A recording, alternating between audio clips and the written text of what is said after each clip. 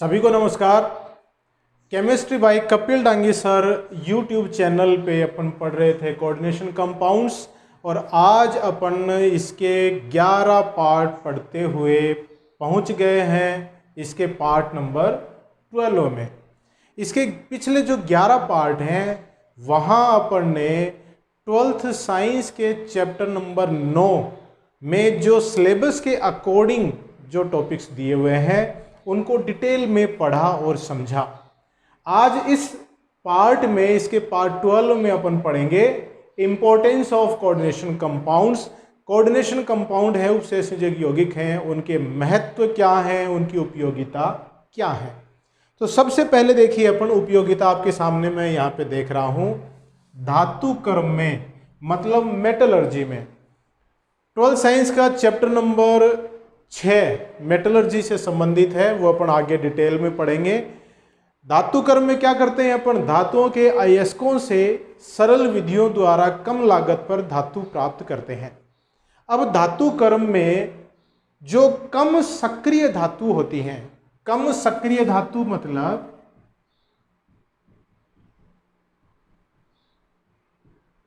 जो आसानी से क्रिया नहीं करती हैं, जैसे Ag हैं, Au हैं, इनके निष्कर्षण के लिए एक विशेष विधि काम में लेते हैं जिसे कहते हैं निक्षालन। निक्षालन विधि। निक्षालन में क्या करते हैं कि धातु जो अशुद्धियों के साथ पाया जाता है प्रकृति में, उसको पहले ऐसे यौगिक से क्रिया कराते हैं कि क्रिया कराने पर धातु से अविलेय उपसंयोजक यौगिक का निर्माण होता है, संकुल यौगिक का निर्माण होता है। और उस अविलेय संकुल यौगिक को ज्यादा सक्रिय धातु के द्वारा अपचयित करके कम सक्रिय धातु को शुद्ध रूप में प्राप्त किया जाता है। सबसे पहले अपन ऐसे यौगिक से क्रिया कराएंगे कि जो कम सक्रिय धातु है वो अविलेय संकुल यौगिक में परिवर्तित हो जाएंगे। फिर अविलेय संकुल यौगिक की उच्च सक्रिय धातु के द्वारा उसका अपचयन कराएंगे तो कम सक्रिय धातु है वो क्या हो जाएगा, पृथक हो जाता है। देखिए यहां पर एक उदाहरण लेते हैं अपन, जैसे Ag2S। Ag2S को क्या कहते हैं, अर्जेंटाइट। अर्जेंटाइट कहते हैं। अर्जेंटाइट है, ये चांदी का अयस्क होता है, सिल्वर का अयस्क होता है। Ag2S की क्रिया NaCN के साथ करवाते हैं तो देखिए यहां पर ये Ag का संकुल बन गया, Na बड़े ब्रैकेट में Ag और ये Cn। नाम अगर मैं यूं इसका लिखना चाहूं तो ये हो जाएगा sodium dicyano argentite first, argentate first. क्या नाम हो जाएगा इसका, सोडियम, धातु धनायन का नाम हो गया डाइसाइनो अर्जेंटेट फर्स्ट, ये इसका नाम हो जाता है क्योंकि Ag यहां पर ऋणायनिक समन्वय मंडल का हिस्सा है। ये जो सोडियम डाइसाइनो अर्जेंटेट फर्स्ट है ये जल में अविलेय है। इसको पृथक कर लेंगे और पृथक करने के बाद देखिए ये वही सोडियम डाइसाइनो अर्जेंटेट है। उच्च सक्रिय धातु जैसे यहां पर लिया है जिंक, ये जिंक क्या है यहां पे, उच्च सक्रिय धातु। उच्च सक्रिय धातु के द्वारा इसको अपचयित करेंगे तो जहां Ag था वहां जिंक आ गया और Ag है वो पृथक हो जाता है, चांदी पृथक हो गई। अब Au के लिए देखिएगा, गोल्ड के लिए देखिएगा, चूंकि गोल्ड बहुत कम सक्रिय धातु है इसलिए यह शुद्ध अवस्था में ही पाया जाता है, मतलब ये यौगिकों के रूप में उपस्थित कम ही रहता है। तो Au है 4Au plus 8 NaCN plus 2H2O plus O2, ये अभिक्रिया होती है NaCN के साथ और ये गोल्ड का संकुल बन जाता है जो जल में अविलेय है। Na AuCN का होल ट्वाइस।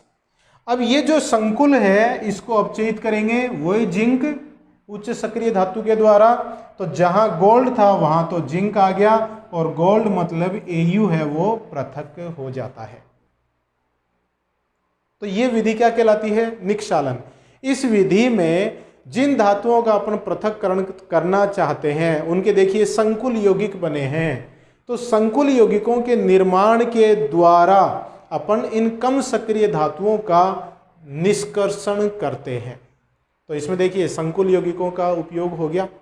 अब चूंकि देखिए यहां पर ये जो उपसहसंयोजक यौगिक बने हैं ये जल में अविलय हैं, तो इसका मतलब जल में अविलय यौगिक बनाकर अपन पृथक कर रहे हैं। तो इस प्रकार के धातु क्रम को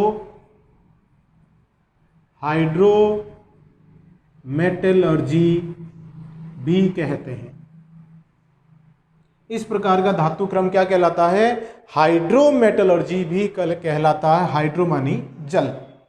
चूंकि इसमें संकुल बनाने के लिए अपन क्या काम में ले रहे हैं? सोडियम साइनाइड, और यहां पर कम सक्रिय धातु मतलब Ag और Au के साइनाइड यौगिक बन रहे हैं, इसलिए इसको साइनाइड प्रोसेस भी कहते हैं। ये जो प्रक्रम है इसे साइनाइड प्रोसेस या साइनाइड प्रक्रम भी कहा जाता है। क्यों? क्योंकि कम सक्रिय धातु Ag और Au के साइनाइड यौगिक यहां पर बन रहे हैं। साइनाइड प्रक्रम हो गया। अब देखिए इसमें अभिक्रिया के पहले स्टेप में क्या हो रहा है? देखिए Au यहां पर 0 ऑक्सीकरण अवस्था में है और Au यहां पर +1 ऑक्सीकरण अवस्था में है। ये +1 ऑक्सीकरण अवस्था वाला Au जिंक के द्वारा अपचयित होकर वापस 0 ऑक्सीकरण अवस्था में परिवर्तित हो जाता है। तो कम सक्रिय धातु का पहले ऑक्सीकरण हुआ, फिर अपचयन हुआ। तो ये जो विधि है निक्षालन विधि, ये ऑक्सीकरण अपचयन विधि है। ऑक्सीकरण अपचयन अभिक्रियाओं पर आधारित ये विधि होती है। ठीक है, ऑक्सीकरण अपचयन अभिक्रियाएं इसमें हो रही हैं। तो देखिए ये है निक्षालन विधि, जिसमें अपन ने हाइड्रोमेटलर्जी भी इसको कहते हैं और साइनाइड प्रक्रम भी इसको कहा जाता है, और उप सहसंयोजक यौगिक इसमें बन रहे हैं। तो ये धातु क्रम में इस तरह से इसका उपयोग अपन करते हैं। दूसरा देखिए बहुत ही इंपॉर्टेंट उपयोग है जो अपने दैनिक जीवन में भी काम में लेते हैं। इन बायोसिस्टम जैव प्रणाली में जीव जंतु सभी आ जाते हैं, मतलब सभी जानवर आ जाते हैं, सभी पौधे आ जाते हैं। उनमें बहुत से ऐसे संकुल यौगिक होते हैं जो धातुओं से बने होते हैं जिनके बिना जीवन संभव नहीं है। जैसे अपने शरीर में जो अपन श्वास लेते हैं और श्वास में अपन ऑक्सीजन को फेफड़ों के द्वारा ग्रहण करते हैं और CO2 को छोड़ते हैं। तो जो ऑक्सीजन अपन ग्रहण करते हैं उस ऑक्सीजन को संपूर्ण शरीर में प्रत्येक कोशिका तक पहुंचाने का कार्य कौन करता है? रक्त करता है। और रक्त की RBC लाल रक्त कणिकाओं में एक विशेष प्रकार का पिगमेंट पाया जाता है। विशेष प्रकार का पिगमेंट क्या है? हीमोग्लोबिन, जिसको अपन कहते हैं। हीमोग्लोबिन क्या है? एक लौह तत्व का उपसहसंयोजक यौगिक होता है। लौह तत्व के साथ 4 पोरफायरिन वलय जुड़े होते हैं। तो जो हीमोग्लोबिन है वो अपने जीवन के लिए बहुत आवश्यक है, और वो किसका यौगिक है? आयरन का वो यौगिक होता है। तो ये उपसहसंयोजक यौगिक है। वैसे ही जैसे अपन जंतुओं में हीमोग्लोबिन देख रहे हैं जो आवश्यक है, वैसे ही पेड़ पौधों में होता है क्लोरोफिल।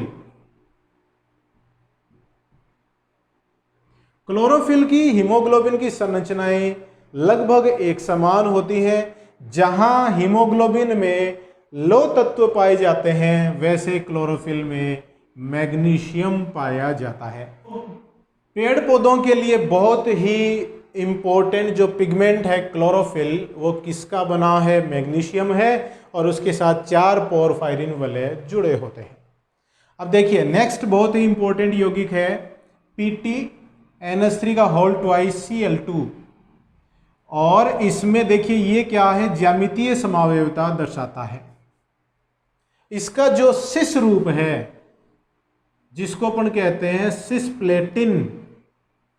नाम ध्यान रखिएगा, इस यौगिक का जो सिस रूप है जिसको अपन कहते हैं सिस्प्लेटिन, प्लेटिनम है, 2 अमोनिया जुड़े हुए हैं, 2 Cl जुड़े हुए हैं, वह सिस्प्लेटिन कैंसर के उपचार में काम में आता है।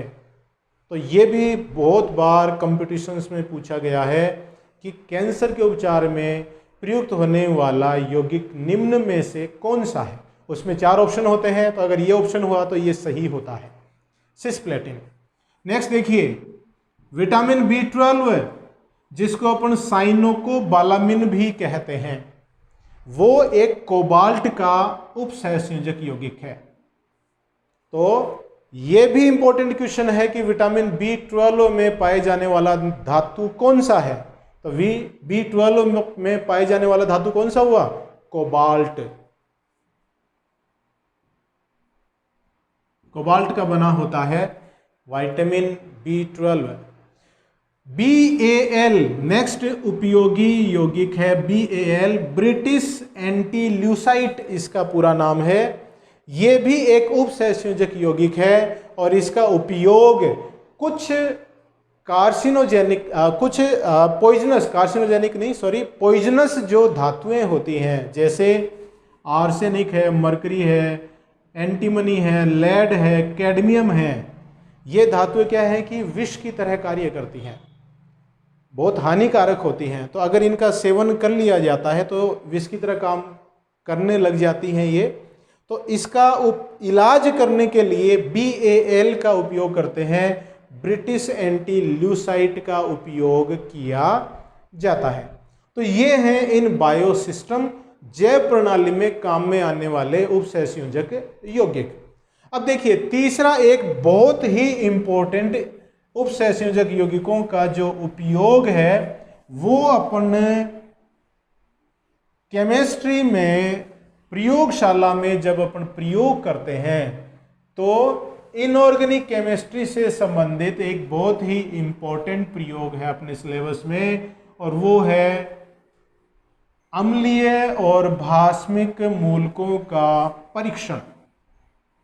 उनमें जो भास्मिक मूलक हैं या जो क्षारीय मूलक हैं जिनको अपन ने विभिन्न समूहों में बांटा हुआ है, उन तत्वों के परीक्षण के लिए भी उपसहसंयोजक यौगिकों का बहुत ही इंपॉर्टेंट रोल है।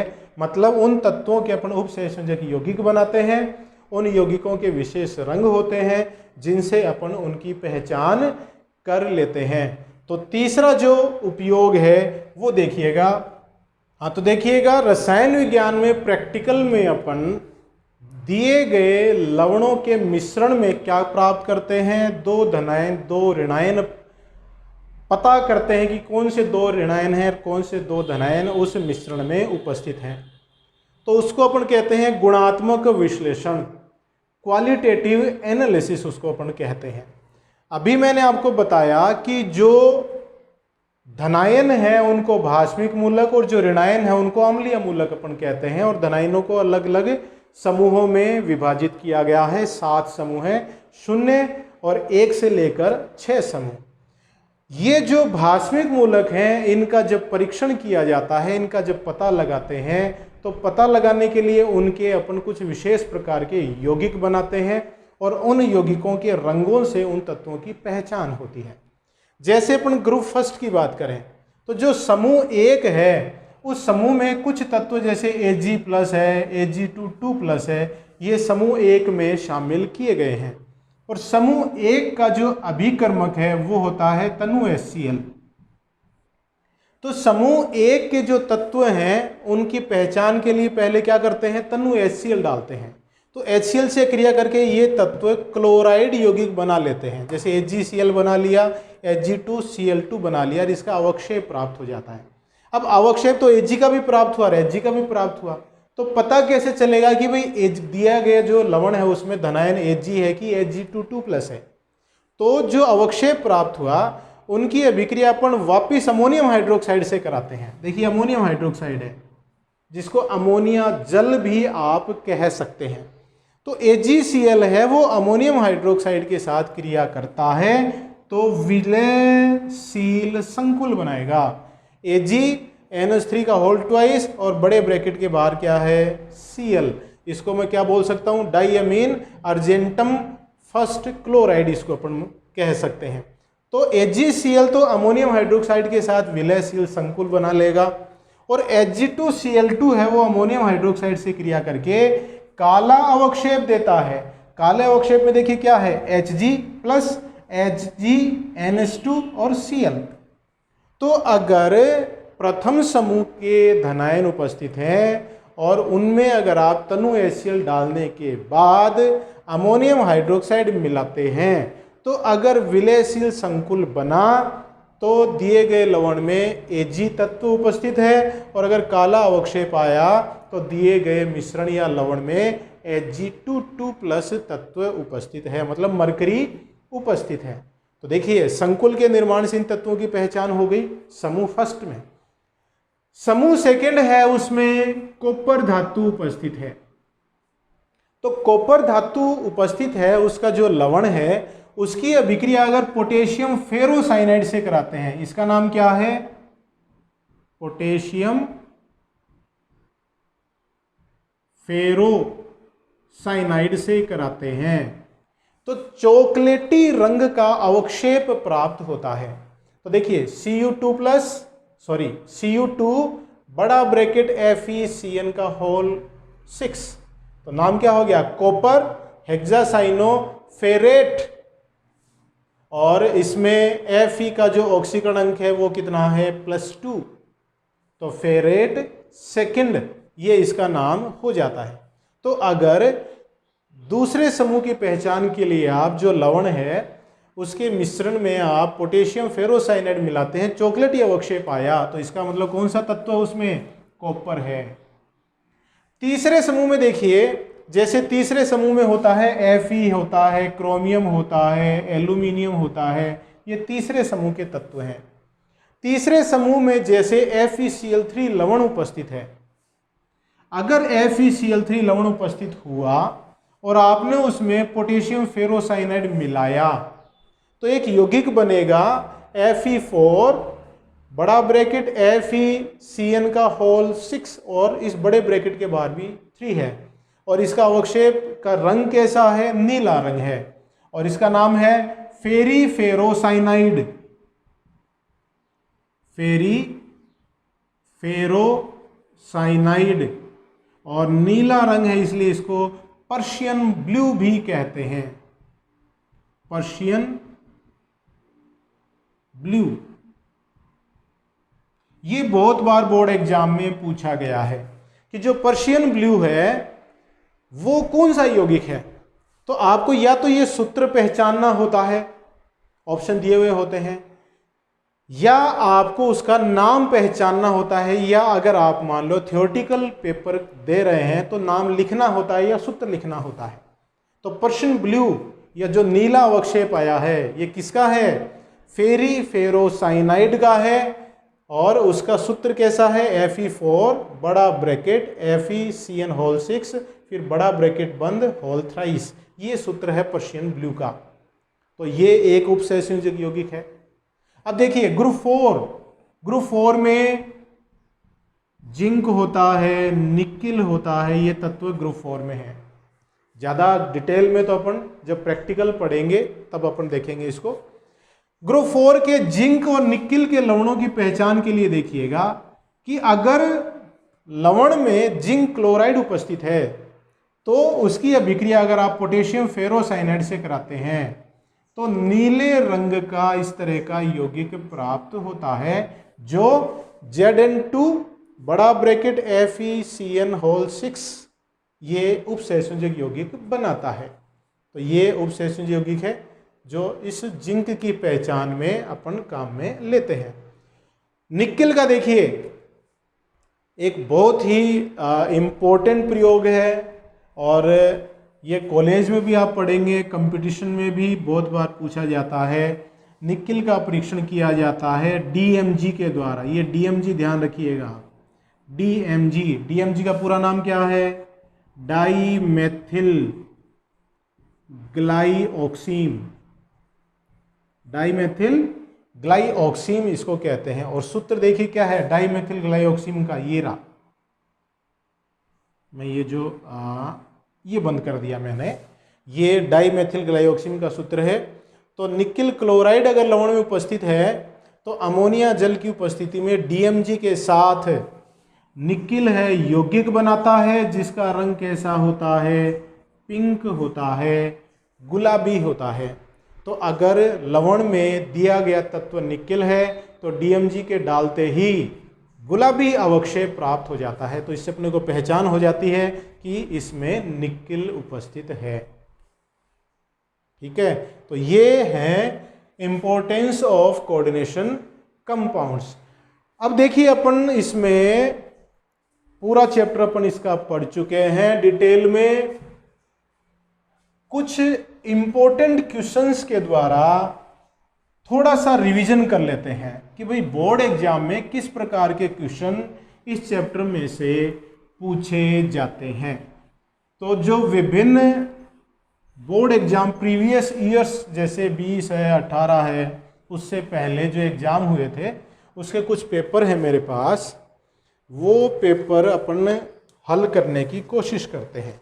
जैसे ये पेपर है मेरे पास 2018 का, इस चैप्टर से संबंधित जो क्वेश्चन आए हुए हैं उसमें देखिए क्वेश्चन है, आपको एक संकुल दिया हुआ है K3FeC2O4 का, इसमें ये होल थ्राइस है। और क्या पूछा है कि संकुल का IUPAC नाम लिखिए। ये क्वेश्चन आया हुआ है 2018 के इस पेपर में। और इसी पेपर में इस चैप्टर से संबंधित एक क्वेश्चन और है, वो मैं लिख देता हूं यहां पे। संयोजकता बंध सिद्धांत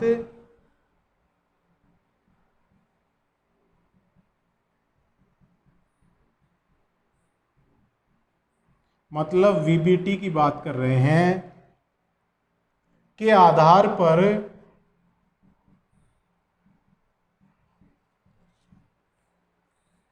COF6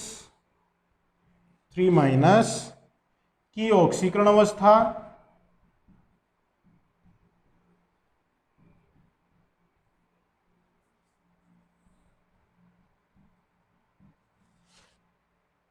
संकरण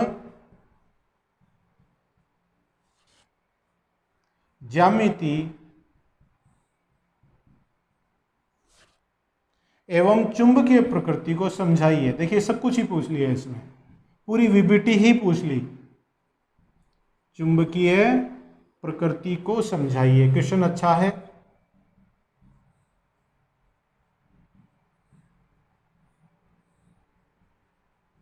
ये 2008 का पेपर में इस तरह के 2 क्वेश्चन आपसे पूछे गए हैं। सबसे पहले क्वेश्चन की बात करें, देखिए IUPAC नाम में सबसे पहले क्या करते हैं, धनायन का नाम लिखते हैं। तो इस संकुल के 2 भाग हैं, ये धनायन है और ये भाग है वो ऋणायन है।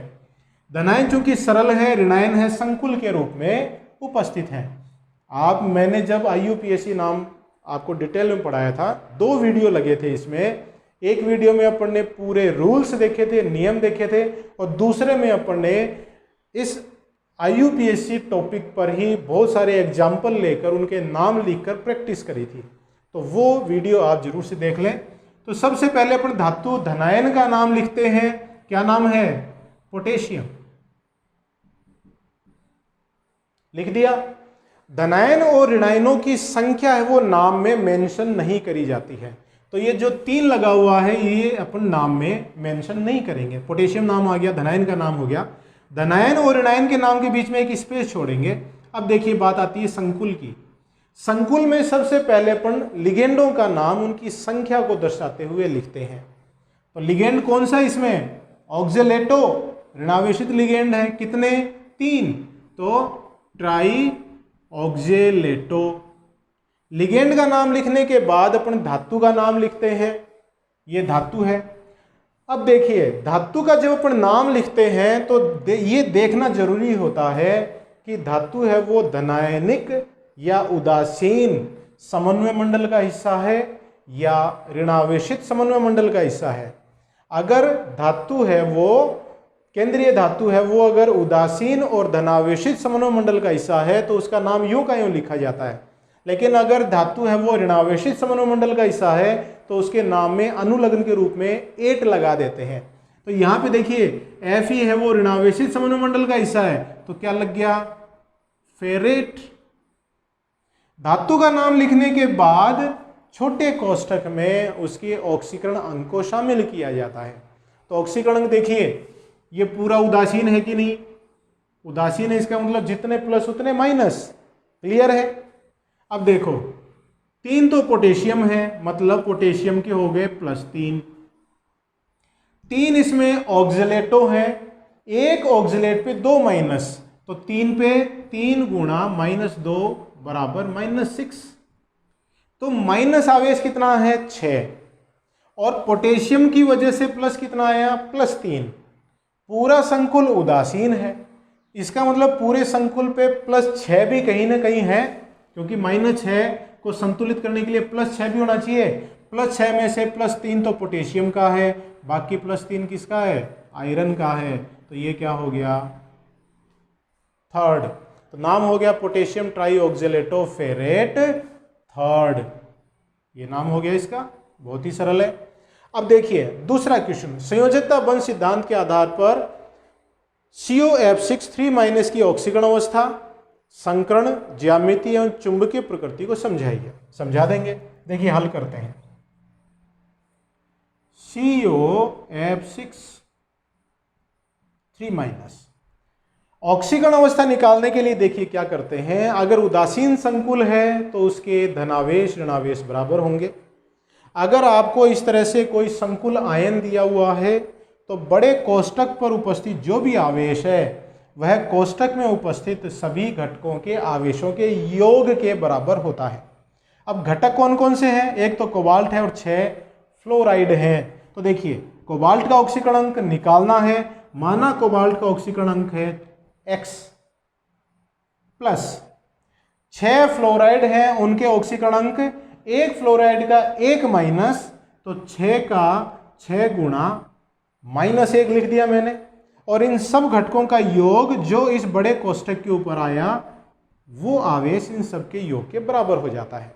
तो बराबर हो गया -3, तो x का मान क्या हो गया, ये चूंकि 6 -1 से गुणा होगा तो -6, उधर जाएगा तो +6, और +6 और -3 में से क्या बचेगा +3। तो जो कोबाल्ट है वो यहाँ +3 ऑक्सीकरण अवस्था दर्शाता है। तो देखिए ऑक्सीकरण अवस्था ये हो गया हल। प्रश्न को हल करते समय ध्यान से पढ़े रहे, एक एक चीज को हल करते जाएं। अब बात करें संकरण की और ज्यामिति की, इनकी बात करें। देखिए जो कोबाल्ट है उसका परमाणु क्रमांक कितना है 27, तो इलेक्ट्रॉनिक विन्यास हो गया 3d7 4s2। चूंकि संकुल में कोबाल्ट 3+ के रूप में है तो इलेक्ट्रॉनिक विन्यास हो गया 3d6 4s0। 3 इलेक्ट्रॉन निकल गए ना, 2 इलेक्ट्रॉन 4s में से निकल गए, 1 इलेक्ट्रॉन 3d में से निकल गया। ठीक है, इसको मैं यूं लिख दूं,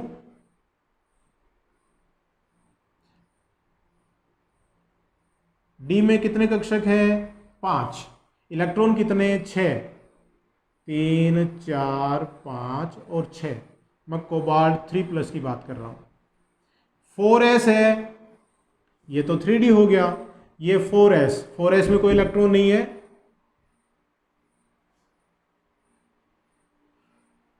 एक मिनट में थोड़ा सा इधर बना दूं, उधर कैमरे में नहीं आएगा। ये 3d के 5 कक्षक, ये 4s के 1 कक्षक, ये 4p के 3 कक्षक, और ये 4d के 5 कक्षक। ठीक है, ये मैंने यहाँ पे बना दिए। 3d में देखिए 6 इलेक्ट्रॉन है, 1 2 3 4 5 और 6। 4s में कोई इलेक्ट्रॉन नहीं, 4p खाली है, 4d भी खाली है। क्लियर। अब देखिए बात करें जब लिगेंड संकुल के साथ जुड़कर, लिगेंड धातु के साथ जुड़कर संकुल बनाएगा। अब ये जो F है, F-, ये क्या है, दुर्बल लिगेंड है।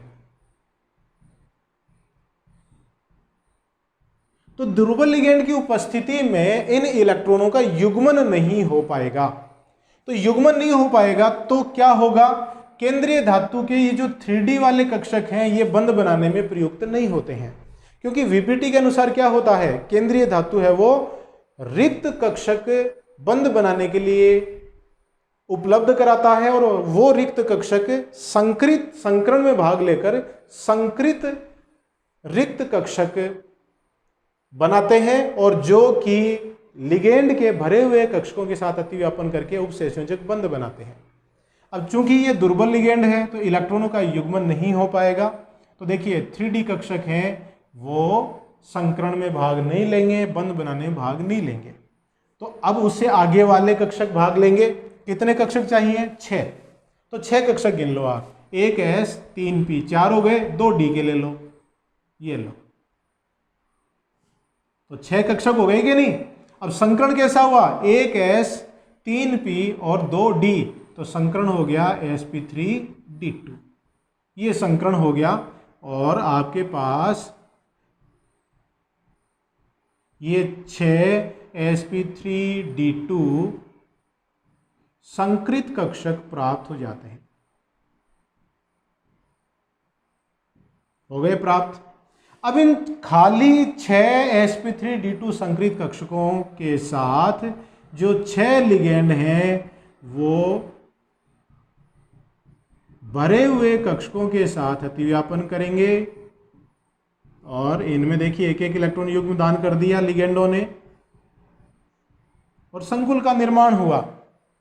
चूंकि संकरण है sp3d2, 6 लिगेंड जुड़े हुए हैं, तो ज्यामिति कैसी हो गई, यहां कोबाल्ट 3+ है और उसके साथ 6 लिगेंड जुड़े हुए हैं, F-, ये F-, ये F-, ये F-, ये F-।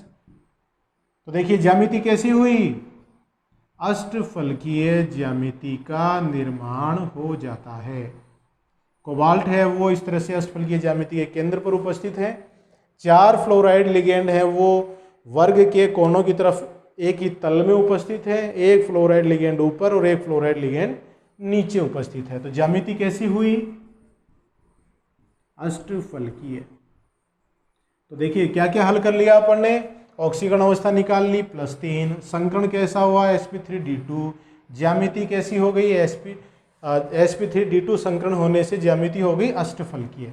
अब बात करें चुंबकीय प्रकृति की, तो चुंबकीय प्रकृति को या चुंबकीय गुणों को अपन निकालते हैं चुंबकीय आघूर्ण के रूप में, जिसका सूत्र होता है म्यू बराबर √n गुणा n+2, और n क्या है यहाँ पे, अयुग्मित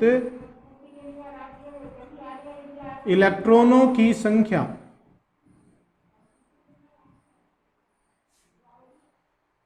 अब इस संकुल में अयुग्मित इलेक्ट्रॉनों की संख्या देखिए कितनी है। ये तो वे कक्षक हो गए जिनसे बंधों का निर्माण हुआ, इसमें कोई भी अयुग्मित इलेक्ट्रॉन नहीं है, ठीक है। अब जाते हैं धातु के, देखिए ये वाले 3D में, 3D में अयुग्मित इलेक्ट्रॉन है क्या, है 1 2 3 और 4 अयुग्मित इलेक्ट्रॉन है, मतलब n का मान क्या हो गया, 4 हो गया। तो म्यू हो गया यहाँ पे 4 गुणा 4 + 2 bm, ये हो गया 4 + 2 6, 6 को 24 √24। तो ये इसका चुंबकीय गुण अपन इस तरह से बता सकते हैं, ये इसके चुंबकीय आघूर्ण का मान है। चूंकि इसमें अयुग्मित इलेक्ट्रॉन है तो यौगिक कैसा हो गया, अनुचुंबकीय, अनुचुंबकीय यौगिक ये है। तो इस तरह से अपन वीबीटी के आधार पर ऑक्सीकरण अवस्था, संकरण, ज्यामिति एवं चुंबकीय प्रकृति को समझा सकते हैं। नेक्स्ट देखिए अपन दूसरे साल का कोई पेपर ले लेता हूं मैं, ये है 2014 का पेपर है मेरे हाथ में, 2014 का। इस पेपर में इस चैप्टर से संबंधित देखिए कौन कौन से क्वेश्चन पूछे गए हैं। हाँ, ये क्वेश्चन है द्विक लवण तथा संकुल में अंतर समझाते हुए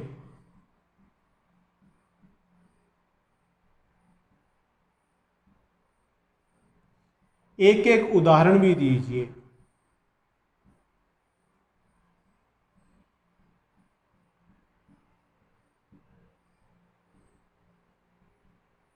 एक एक उदाहरण भी दीजिए।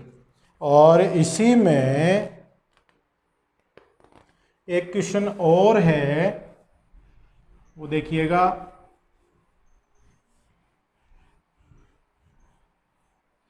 मैं इधर लिख देता हूं, AgNH3 का होल ट्वाइस AgCN का होल ट्वाइस, इसका क्या लिखना है आपको? IUPAC नाम लिखना है। ये आया 2014 की बोर्ड एग्जाम में, ये क्वेश्चन आए थे इस चैप्टर से संबंधित। सबसे पहले इसकी बात करें, द्विक लवण और संकुल में अंतर समझाते हुए एक एक उदाहरण भी दीजिए। देखिए उदाहरण ले लेते हैं। पहले मैं ले रहा हूं द्विक लवण का एग्जाम्पल, KCl MgCl2 6H2O। यह है कार्नेलाइट।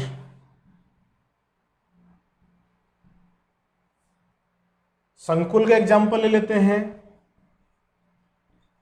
संकुल एग्जाम्पल लिया मैंने K4FeCN का होल 6, ये संकुल है। ठीक है, ये एक एक एग्जाम्पल ले लिया। इसका नाम है पोटेशियम फेरोसाइनाइड।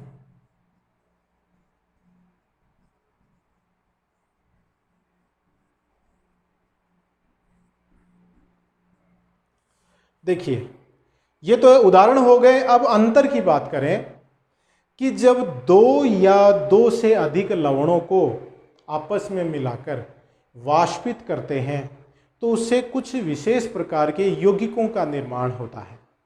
उन यौगिकों का जलीय विलयन बनाने पर अगर वे सब आयन प्राप्त होते हैं, जो आयन उनके घटक यौगिकों से प्राप्त हो रहे थे, मिलाने से पहले घटकों के यौगिकों से प्राप्त हो रहे थे, तो इस प्रकार के मिश्रण को या यौगिक को अपन द्विक लवण कहते हैं।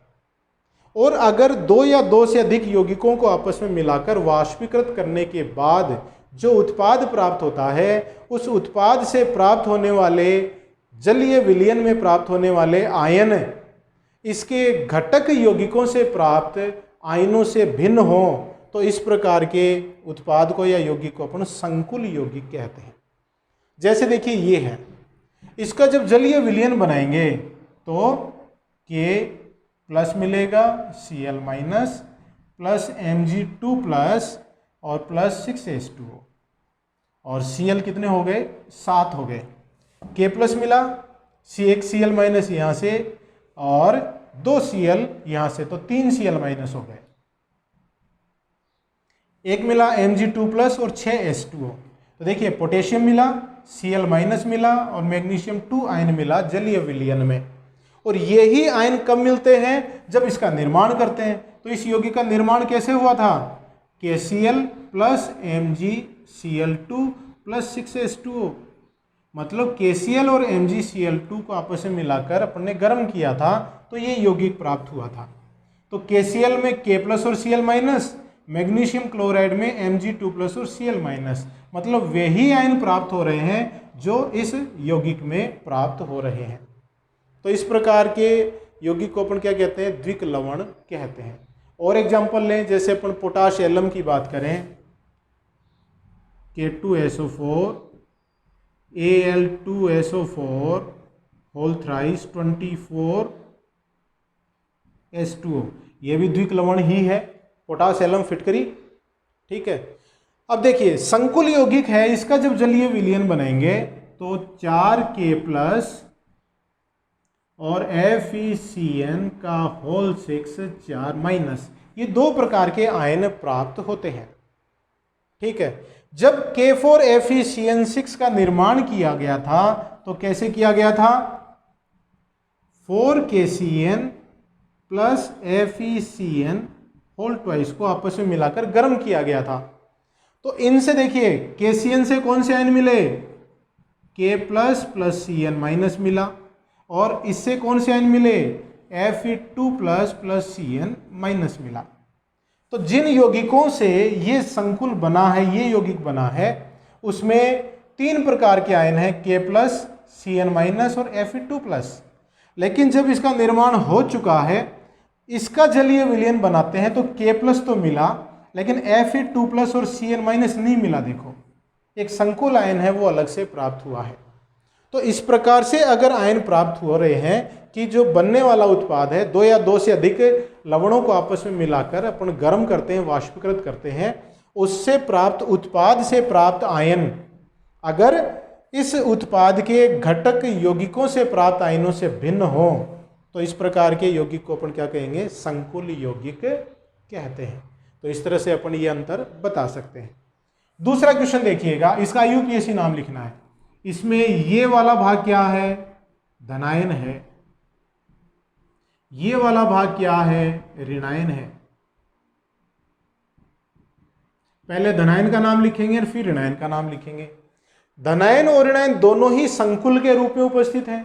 तो संकुल समन्वय मंडल का नाम लिखेंगे तो पहले लिगेंड का नाम लिखेंगे। तो धनायन समन्वय मंडल का अपन नाम लिख रहे हैं, तो इसमें लिगेंड है अमोनिया, तो नाम हो गया डाईएमीन।